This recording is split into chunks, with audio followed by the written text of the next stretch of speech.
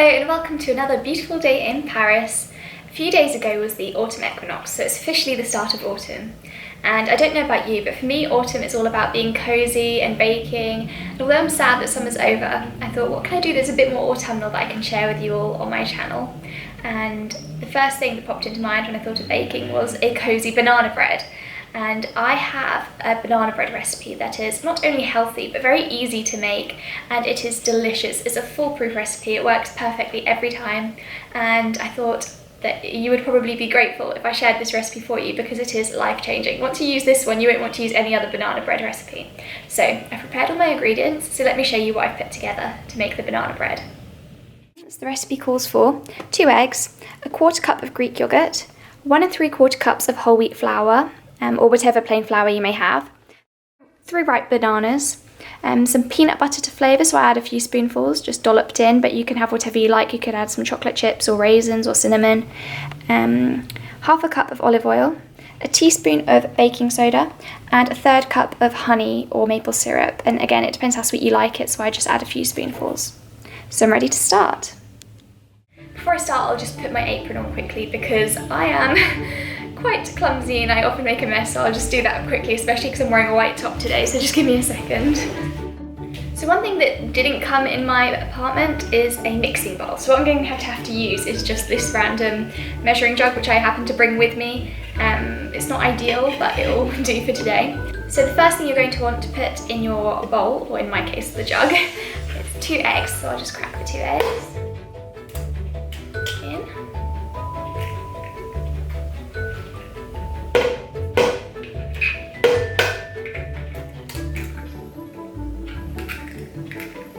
What I normally do first is just I'll whip the eggs on their own before I add anything else, because if you can get the eggs a bit fluffy, then it'll make the loaf a bit fluffier in general. So I have a hand mixer here which I'm going to use to just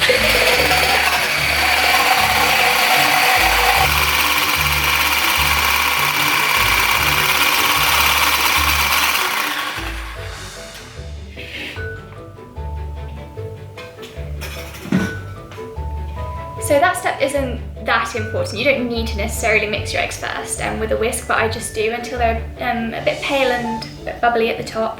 And like I said, it just makes the cake a bit fluffier, I find, from experience. So then what I do is add the other wet ingredients. So I'll add in the olive oil. Using a spatula, I'll just make sure that all of the olive oil comes out.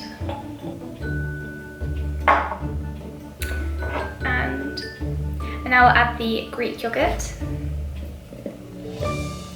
And again, this doesn't necessarily need to be Greek yoghurt, I'm just using natural yoghurt in fact, but any plain yoghurt will do. And now I'll add in a few spoonfuls of honey. Like I said, it's they said to use 1/3 of a cup, but it doesn't matter too much how much you put in. It's just depending on how sweet you want it, so I'll probably just add 2 big spoonfuls of it. This one's quite a thick honey. It's sunflower honey, and I've only ever seen this in France, and honestly it's the best honey I've ever had. It's got such a rich, intense flavour. I love honey that's not just sugary, but honestly tastes like nectar and flowers, and oh, it's just so good and lovely and creamy. I'm someone who loves honey. I know lots of people don't actually like honey, which shocks me because I could just live off of honey. Yeah, I just love honey so much. I could eat it by the spoonful. Okay, so there we go. Now what you're going to want to do is get a fork and a plate and mash your bananas so that you can add those in as well. So I have just grabbed my fork and plate. You're going to want to use bananas that are starting to turn brown, so you can see these are starting to get brown spots on them because they will give a sweeter and richer flavour to the banana bread, so it would just be that much better if you buy bananas in advance if you're planning to make banana bread, so that the bananas have time to ripen.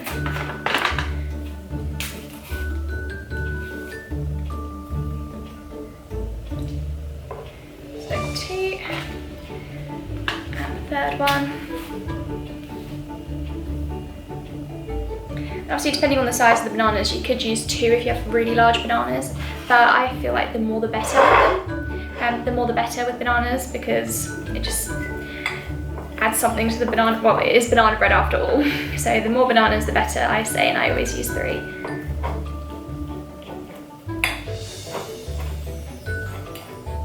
And you just mash those until they reach a puree consistency, so they're nice and smooth. Banana bread is honestly one of the most comforting foods to me. I feel like a warm slice of banana bread fresh from the oven with a nice cup of tea, there's just nothing more cozy to me. It's honestly one of my favourite comfort foods, banana bread, which I suppose is why during lockdown banana bread became a bit of a craze, because everyone was suddenly making it, and I suppose people just wanted to feel comforted in a time of uncertainty. But yeah, this is definitely something you should be making this autumn. Okay, that's the rest of the banana mashed, so you can see it's nice and smooth. I'll just be pouring that into my bowl / jug, whatever container you have on hand. At home I would have used KitchenAid, but here I don't have such luxury, so. Now that you have all of your wet ingredients together, you can mix it again.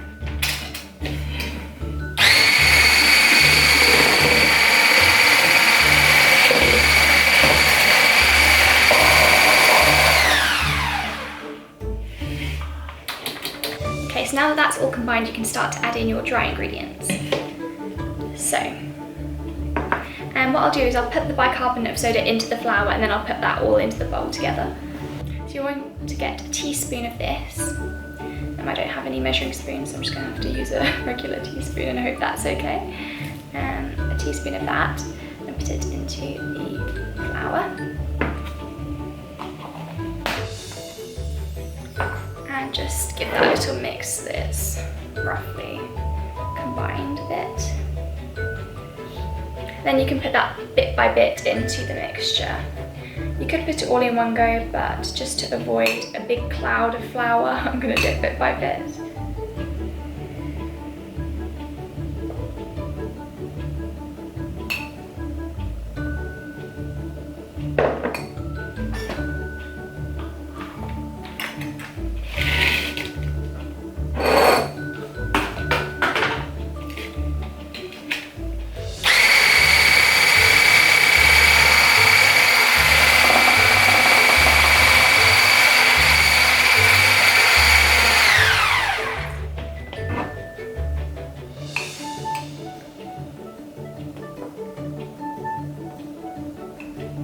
Add the rest of the flour in.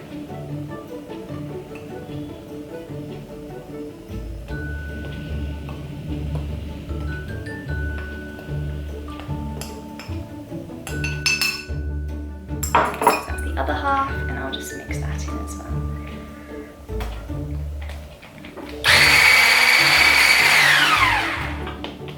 Okay, so now that you have your basic mixture, like I said, I'm going to add a few spoons of peanut butter in, but whatever you want to flavour, so some cinnamon or chocolate chips or raisins, or whatever you like, you can add in at this point. So I've gone for a big old tablespoon because I love my peanut butter, so I'll add in probably 2 big spoons.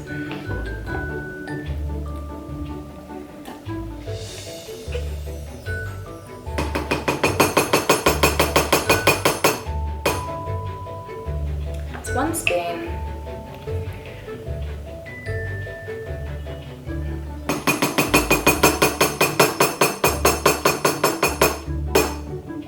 And that makes 2 spoons. I would definitely say that the combination of banana and peanut butter is a killer combo. It's one of the best out there after chocolate and hazelnut, definitely.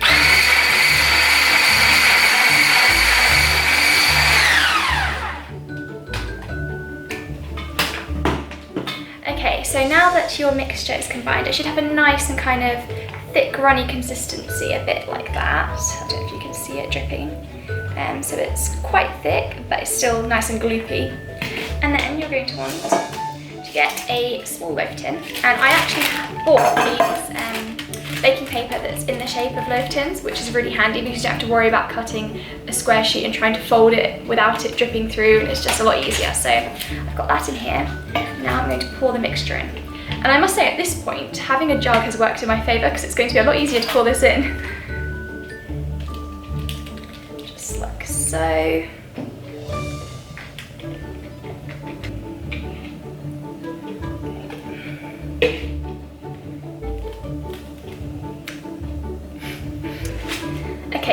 your batter is in your loaf tin, you're going to want to put that into a preheated oven at 180 degrees Celsius. Leave it in there for about 50 to 55 minutes. You're going to have to check it because it depends on your oven.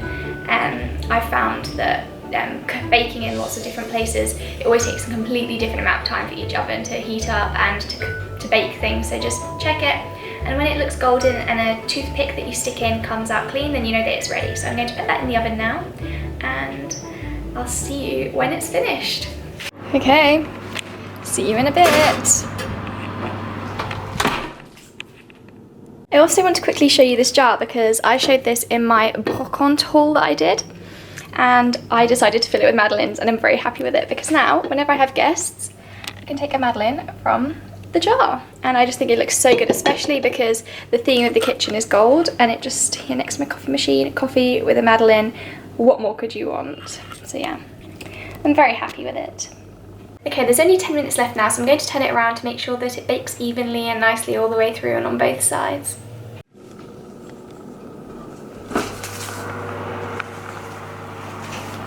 Oh, it's looking really good. Wow, look at that. That rose really well. This literally smells so good. The whole apartment smells amazing. I can't wait to eat it. Oh my gosh. Okay, I need to get a cup of tea going.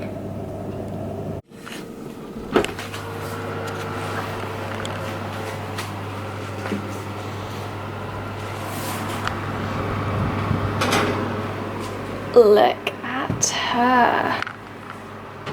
I mean, wow. Okay, so I just tested it with a stick and it came out clean, so we're all good. And it rose so well. I'm very happy with it. As tempting as it is when it first comes out the oven to cut it and eat it because it's so good, you should leave it at least 5 minutes if you want it, or 10 minutes is better before you cut it, just to let it cool down a bit because it is very hot and it can crumble apart if you cut it too early and burn you, obviously. So yeah, wait about 5-10 minutes before you cut it and then you can enjoy it. Okay, this has risen so well. I'm so happy with it. It is such a beautiful golden colour and it is so spongy. Like if I shake it, it wobbles a bit because it's so fluffy. So I'm really excited to cut this in half and see how it looks inside. But this is what it looks like before the loaf has been cut. And honestly, this is another reason I love to bake in the autumn, because my apartment just smells amazing. It's better than any candle you can have just baking. Oh my gosh, I am so hungry. So, my banana bread is ready, and I hope you can see after watching my video that it's very quick, easy, simple to make, healthy because it doesn't have any butter or added sugar. It's just using natural sweeteners like honey, and it is delicious, I can assure you. Well, I'm about to cut it and show you what it looks like inside. So this is the moment of truth because it's the first time for me to bake in this oven. So I hope, fingers crossed, that it did turn out good.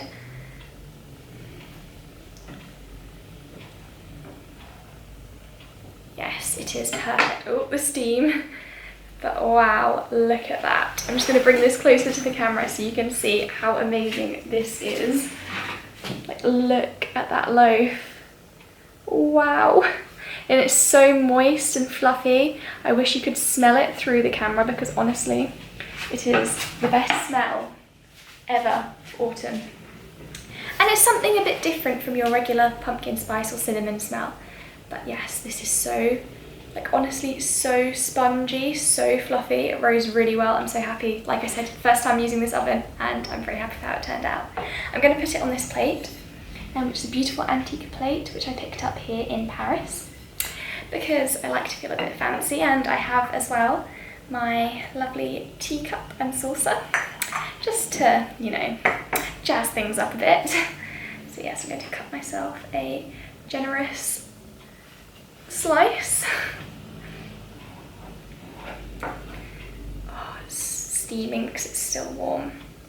But that's how I like it because it's so much cozier having it like that. So I'm going to try it. Although of course I know already how it tastes because I've had it before, but for the sake of showing you guys and assuring you that it's really good.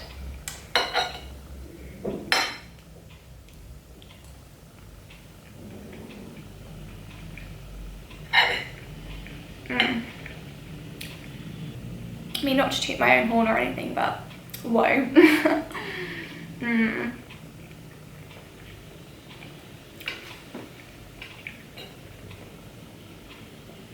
It's just so moist and fluffy that it just melts in your mouth like a cloudy, banana-y, peanut buttery bite of joy, pure joy. It's like a hug from the inside, if I could describe it in one phrase. So go make this now. It's really easy and you are going to be thankful that you did.